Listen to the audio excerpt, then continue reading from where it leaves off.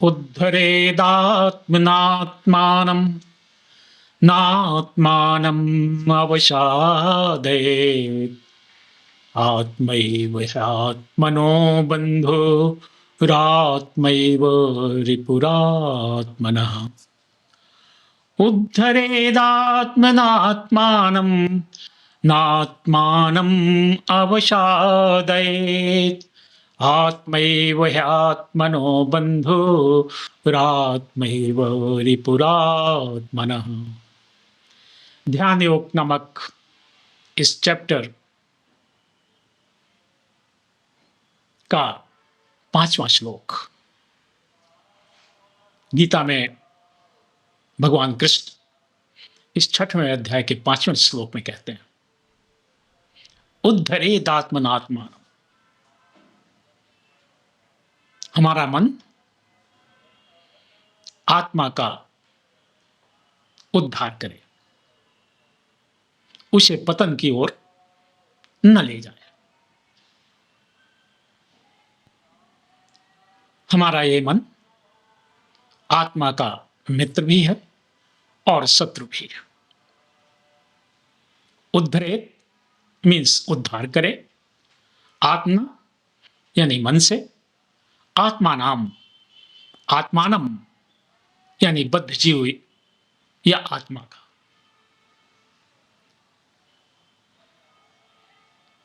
तो हम अपने मन को इस अवस्था में लाएं कि वो आत्मा से जुड़े, न कि बाह्य संसार से। यदि वो निरंतर बाह्य संसार से जुड़ा रहेगा तो वो आत्मा को पतन की ओर ले जाएगा, और यदि वो आत्मा से जुड़ता है, ईश्वर तत्व से जुड़ता है, तो वो आत्मा का उद्धार करेगा, उसको पतन की ओर नहीं ले जाएगा। मन के इस महत्व को इस अध्याय में बहुत ही सुगमता से समझाया गया है। मन ही हमारा शत्रु है और मन ही हमारा मित्र है। तो मन को हम आत्मा से जोड़ सकें, आत्मा का नियंत्रण मन पर हो, इसके लिए हमें क्या करना चाहिए? भगवान कृष्ण कहते हैं कि प्राथमिक रूप से हमें कोशिश करनी चाहिए कि हमारे सारे कार्य, हमारे आमोद प्रमोद, हमारा आहार, हमारा सोना जगना, सब कुछ अनुशासित एवं नियंत्रण में हो। यह मन को आत्मा से जोड़ने की पहली प्रक्रिया है। भगवान कृष्ण इसी अध्याय के 17वें श्लोक में कहते हैं, युक्ताहार विहारस्य युक्तचेष्टस्य कर्मसु युक्तस्वप्नावबोधस्य योगो भवति दुःखः। युक्ताहार विहारस्य, हमारा आहार विहार, हमारा खाना पीना, हमारे कर्म, हमारा सोना और जगना, सब कुछ नियंत्रित एवं अनुशासित हो, इसका हम प्रयास करें। What to do and what not, what to see, what not, what to speak and what not, and what to listen and what not, when to sleep and when to leave the bed. Everything should be systematic and disciplined. अपनी दिनचर्या, अपना खान पान, अपना आमोद प्रमोद, इसे हम नियंत्रित करने की कोशिश करें। यह ईश्वर तत्व से जुड़ने की पहली कड़ी है। जब हम ऐसा करने में समर्थ होंगे, तब हम अपने मन को कंसंट्रेट करने की स्थिति में आ जाएंगे। भगवान कृष्ण इसी अध्याय के 35वें श्लोक में कहते हैं, जब अर्जुन प्रश्न करता है कि हे कृष्ण, मन को नियंत्रण में लाना तो बहुत कठिन काम है, क्योंकि मन बहुत ही चंचल है और इसका नियंत्रण कर पाना बहुत कठिन है। तो भगवान कृष्ण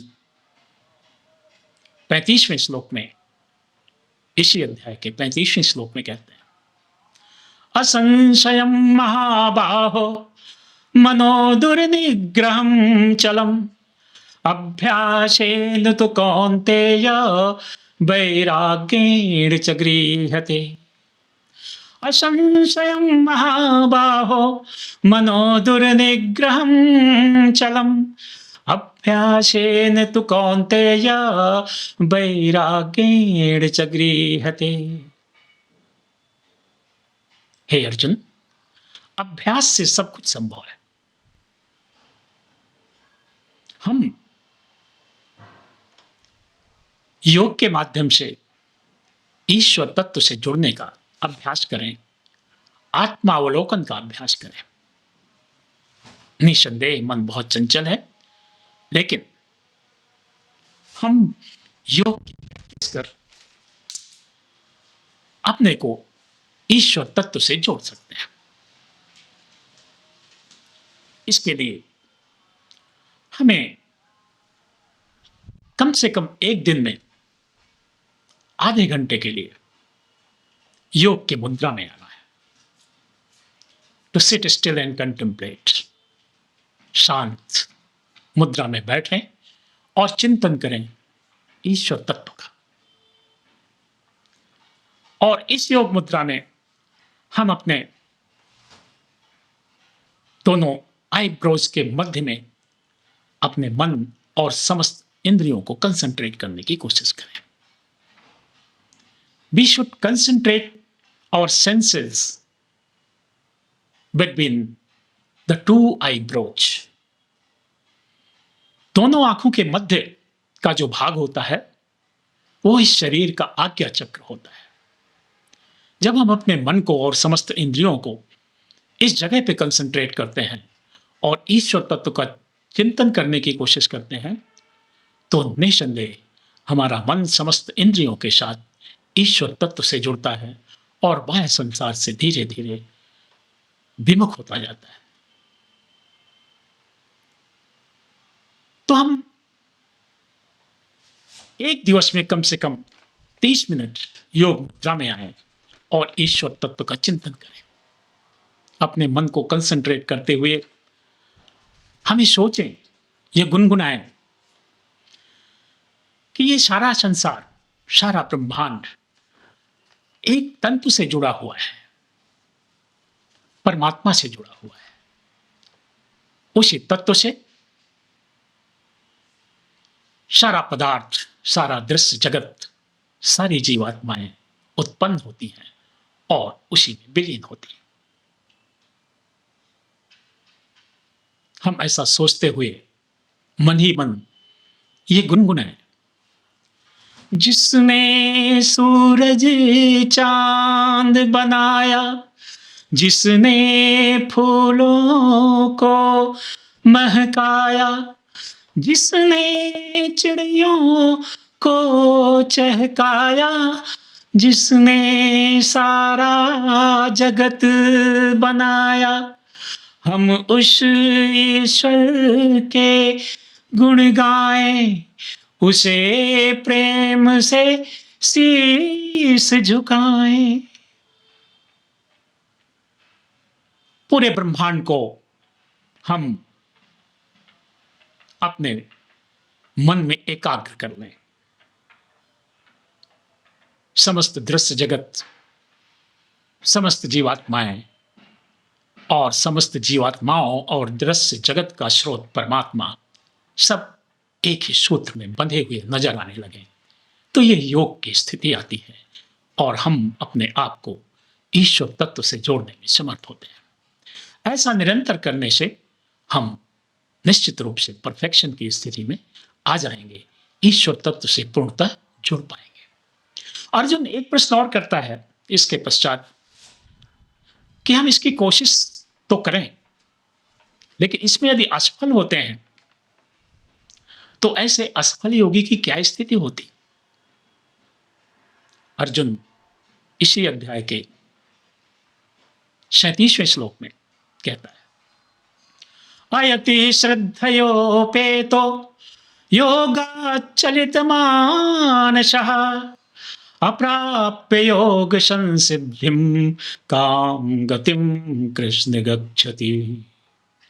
अयति श्रद्धयोपेतो, वह योगी जो श्रद्धा से योग की उपासना में लगा हुआ है, योगाभ्यास की प्रैक्टिस में लगा हुआ है, वो यदि असफल होता है अपने जीवन में तो उस योगी की क्या स्थिति होती? वो न तो लौकिक जीवन का ही आनंद ले पाएगा और न ही पारलौकिक जीवन में आनंद प्राप्त कर सकेगा। भगवान कृष्ण इसका उत्तर भी देते हैं सहज रूप से कि इस भय से कि हम सफल नहीं होंगे, प्रयास करना ही बंद कर दें, तो निसंदेह मनुष्य जीवन पाकर के ये हमारी सबसे बड़ी भूल होगी। और श्री कृष्ण इसी अध्याय के 42वें श्लोक में कहते हैं, पार्थ नैवेनामुत्र विनाशस्तस्य विद्यते न हि कल्याण कृत कश्चित् दुर्गतिम तात गच्छति। पार्थ, हे अर्जुन, न तो इस लोक में और न ही इस लोक के पश्चात या इस जीवन के पश्चात दूसरे जीवन में ऐसे योगी की दुर्गति कभी नहीं होती, वो पतन की ओर कभी नहीं जाता, क्योंकि आत्म कल्याण में लगा हुआ योगी निश्चित रूप से कभी न कभी सफल होगा। उसे दूसरे जीवन में इससे अच्छे अवसर मिलेंगे और वो अंततः निर्वाण या मोक्ष या मेरे परम धाम की स्थिति में आने की प्राप्ति कर लेगा। इस प्रकार से हे मित्रों, मनुष्य जीवन में मनुष्य का शरीर धारण करके ही हम आत्म तत्व का अवलोकन कर सकते हैं और ईश्वर तत्व से जुड़ सकते हैं। इसलिए इस अवसर को व्यर्थ न जाने दें और मानव शरीर प्राप्त करके ईश्वर से जुड़ने की निरंतर चेष्टा करें। यही मनुष्य जीवन का उद्देश्य है और यही जीवन का यथार्थ है। जय श्री राम, जय श्री कृष्ण।